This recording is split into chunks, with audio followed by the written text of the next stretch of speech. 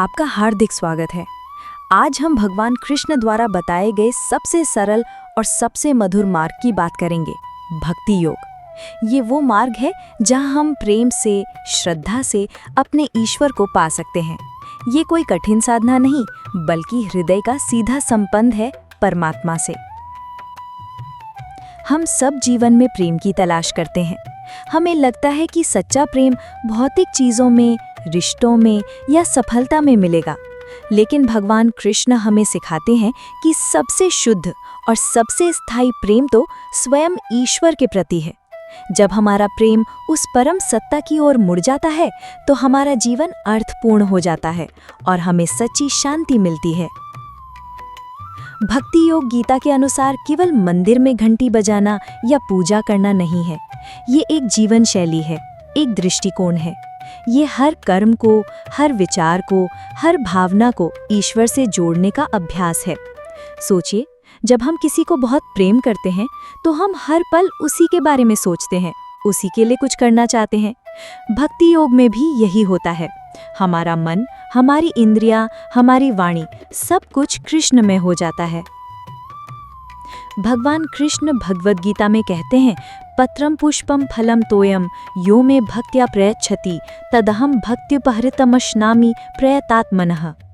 यानी जो कोई मुझे प्रेम और भक्ति के साथ पत्ता, फूल, फल या थोड़ा सा जल भी अर्पित करता है, मैं उस शुद्ध हृदय वाले भक्त का अर्पित किया हुआ प्रेम से ग्रहण करता हूँ।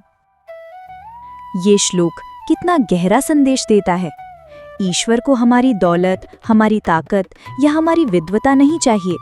उन्हें तो बस हमारा निर्मल प्रेम और सच्ची भक्ति चाहिए। चाहे आप अमीर हो या गरीब, ज्ञानी हो या सरल, भगवान की कृपा पाने के लिए बस एक शुद्ध हृदय की आवश्यकता है। तो इस भक्ति मार्ग पर कैसे चलें? इसके कुछ सरल सोपान हैं। नाम जप और कीर्तन।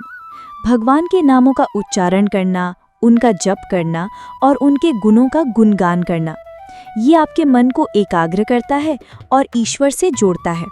जैसे माँ अपने बच्चे का नाम लेती है, वैसे ही हम भगवान का नाम लेते हैं। श्रवण और स्मरण। भगवान की लीलाओं को सुनना, उनके उपदेशों को सुनना और उन्हें लगातार याद करते रहना। जब हम उनकी कहानियां सुनते हैं तो हमारा मन शुद्ध होता है और हमें प्रेरणा मिलती है। सेवा भाव।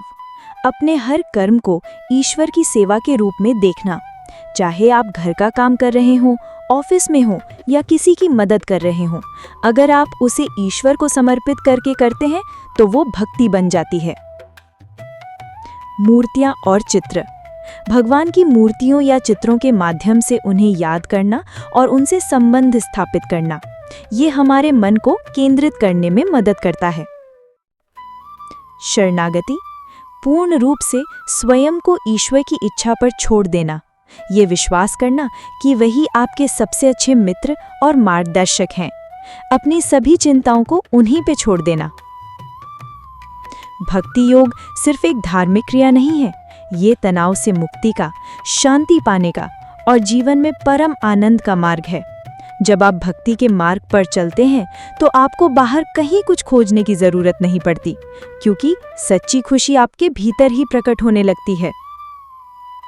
तो दोस्तों, आइए आज से ही इस प्रेम मार्ग पर चलें। अपने हृदय के द्वार खोलें और भगवान कृष्ण के प्रति अपने प्रेम को जागृत करें। उन्हें एक मित्र के रूप में, एक माता पिता के रूप में या एक प्रियतम के रूप में देखें। आप पाएंगे कि आपका जीवन एक उत्सव बन जाएगा।